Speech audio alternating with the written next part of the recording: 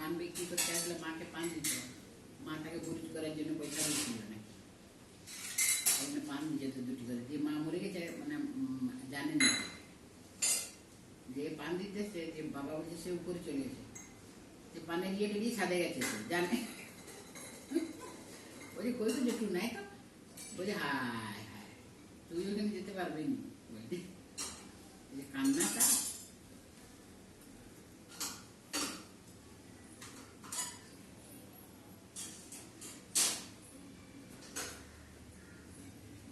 আমার মা